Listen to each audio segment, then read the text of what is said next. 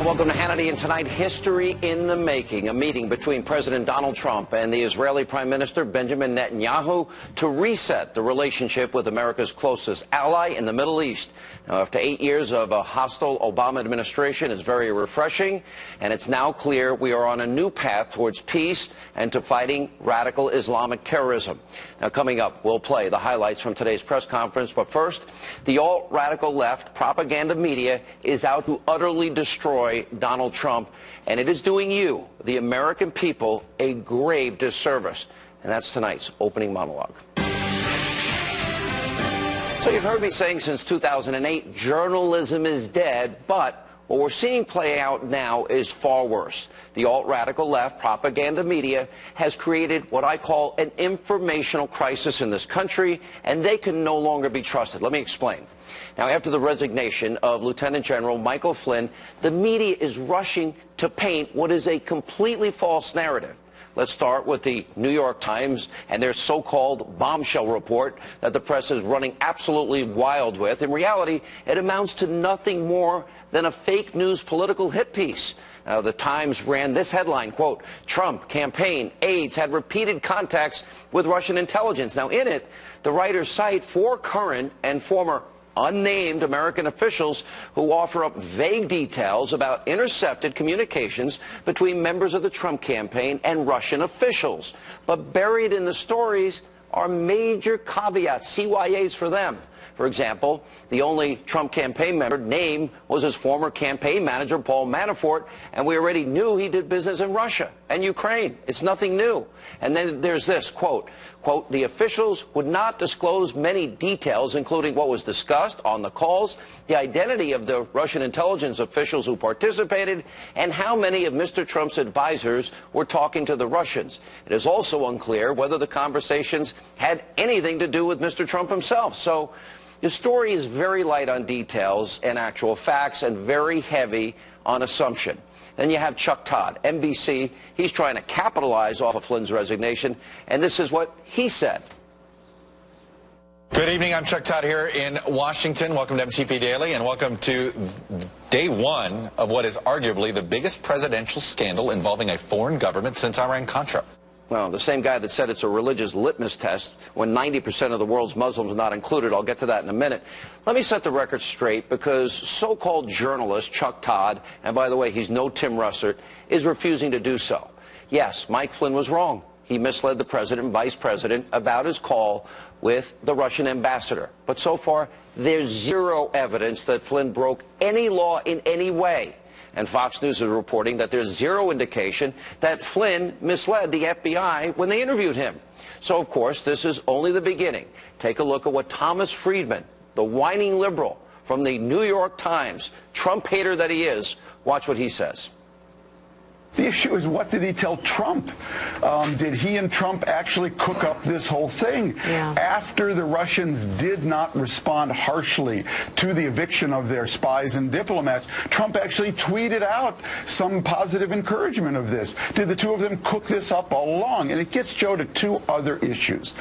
The first is, we have never taken seriously from the very beginning, Russia hacked our election. That was a 9/11 scale event. They attacked the core of our very democracy. That was a Pearl Harbor scale event. Really? You're going to compare this to 9/11 and Pearl Harbor, where thousands of Americans died? Now, if Friedman ever bothered to do some research and read the joint report from the FBI and the Department of Homeland Security, it found Russia did not interfere in the election vote totals in any way. Then there's this disgraced former news anchor, kind of laughable, Dan Rather. He took to Facebook to write this idiotic quote: "Watergate is the biggest political scandal of my lifetime until maybe now. It was the closest we came to debilitating a debilitating constitutional crisis until maybe now." Really? Maybe? Possibly? Now, this abusively biased coverage, this false narrative, has even led to a Democratic congressman to use the word treason when talking about an American hero, Michael Flynn, General Flynn. Watch this. If members of the administration are essentially conspiring with Russia, either through the campaign earlier or now in the administration itself, I mean, look, Wolf, that's the definition of treason. This is a very, very serious affair. Now, of course, you know that the Flynn resignation is just the tip of the iceberg when it comes to the alt-left propaganda media and their coordinated campaign to purposely misinform you, the American people. They have an agenda.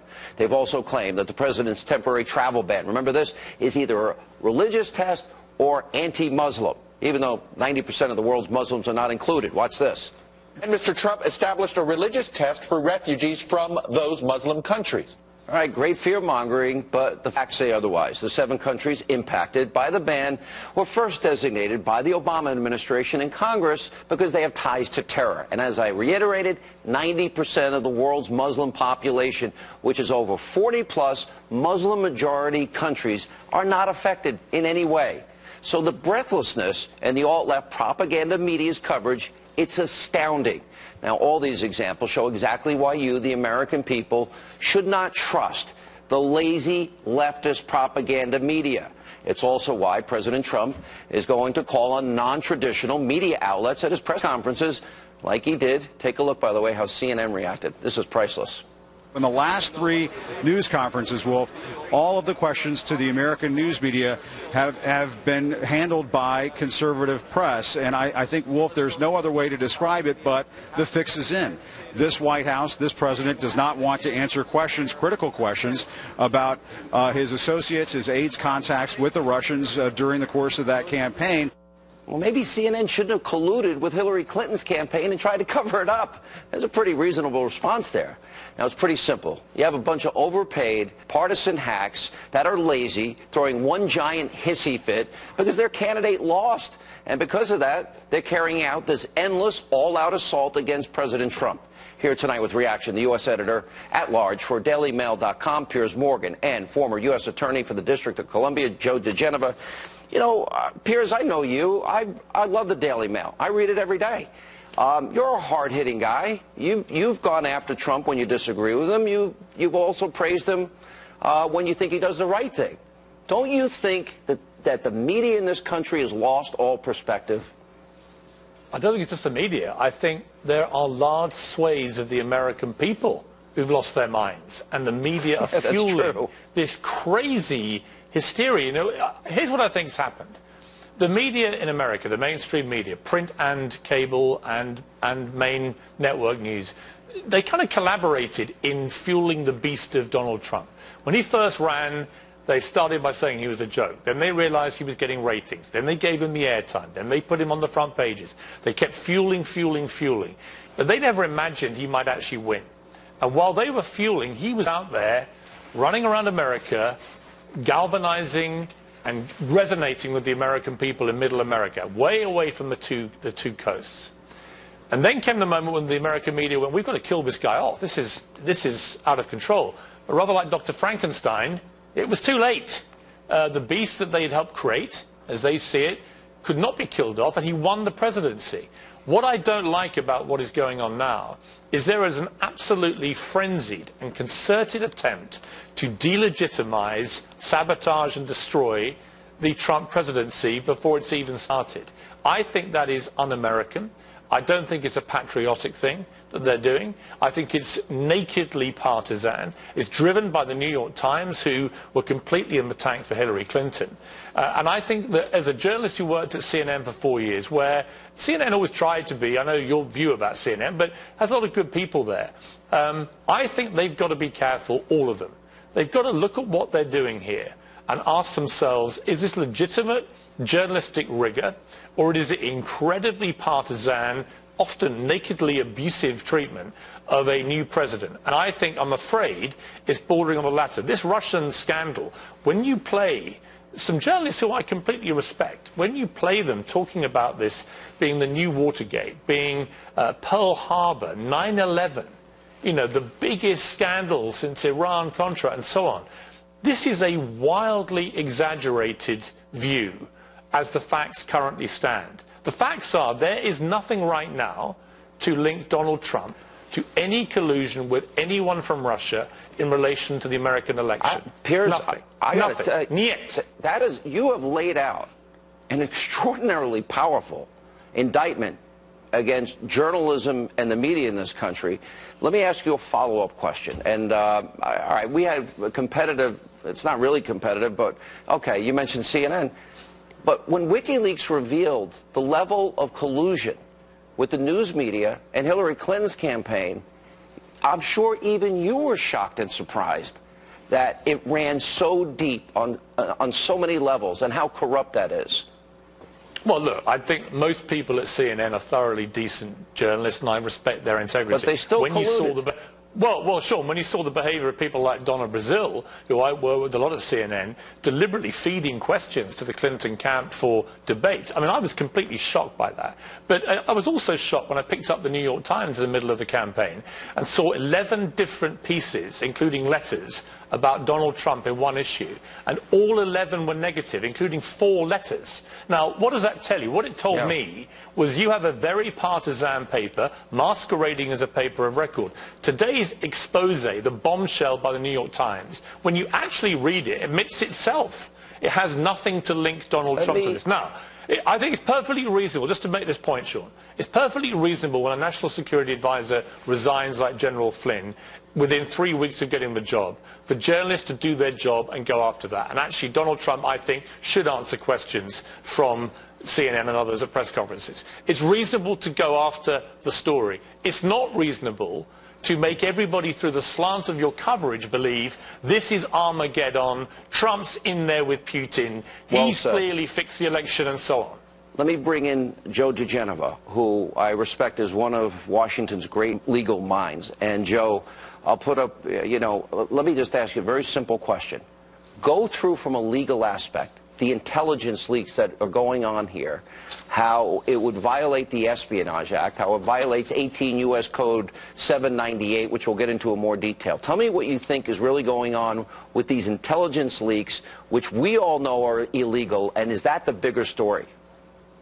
It is now clear from published information that people who had authorized access to signals intelligence under the Espionage Act, cryptographic intelligence, telephone intercepts, wiretaps, have given that information in violation of the law to news organizations and other parties who are not authorized to receive them. Those disclosures by people who got the information lawfully are crimes. They are felonies under the Espionage Act. The Attorney General should immediately impanel a grand jury and start subpoenaing the limited number of people who have lawful access to these telephone intercepts. That number of people is quite small, and they can start issuing subpoenas to those people, have them interviewed by the FBI, put them in the grand jury, and I can assure you that with the reasonable prosecutor, you can find out who disclosed this information by looking at their telephone records, their emails, and everything else related to how they communicate with third parties. You have no doubt felonies were committed. You have no doubt the intelligence community, or a few members within the intelligence community, have done this on purpose. They've done it now numerous times, conversations with Mexico and Australia, for example, and this particular case, that numerous felonies are committed, and you think it will be fairly easy to discover who it was? Yes, with the use of a grand jury, which was not used in the Hillary Clinton email server case, you can find out as much information as you need to about this, because what is happening here is a coup d'etat. This is designed not to just delegitimize President Trump. This is designed to create the atmospherics for an impeachment and for other legal stratagems to destroy his presidency. If the Attorney General thinks about this for about 5 minutes, there will be a grand jury at work, sure as the sun will rise tomorrow. All right, I got to thank both of you. Very powerful statements. Piers, Joe, thank you both for being with us. And coming up next tonight, right here on Hannity.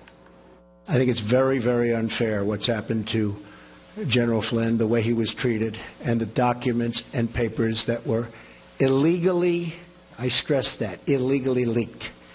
Very, very unfair. President Trump talking about these illegal leaks that forced Mike Flynn to resign. Up next, Congressman Devin Nunes, he heads the committee that looks into this, and Congressman Steve King weigh in later. Deputy Assistant to the President, Dr. Gorka, he's under fire. He'll join us.